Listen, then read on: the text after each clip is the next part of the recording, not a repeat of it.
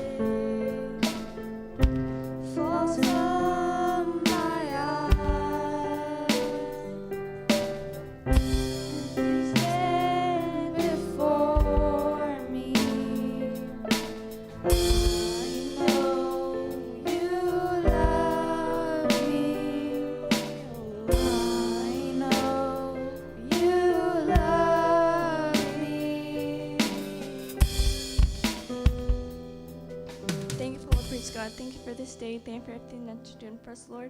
Thank you for all the things that you have given us, Lord, and the time that we are able to spend here together, oh Lord. I pray for the church, oh Lord. I pray for all the prayer requests that we have, oh Lord. I pray for the Lord's communion, oh Lord, that we can be able to glorify and honor your name, oh Lord, and that we can be able to continue to grow in our faith, oh Lord, and be strong in our faith and stand firm in it. And I pray for the kids' programs, oh Lord, and I pray for the remainder of this service, Lord. In Jesus' name. Amen. Amen. Please come on, children.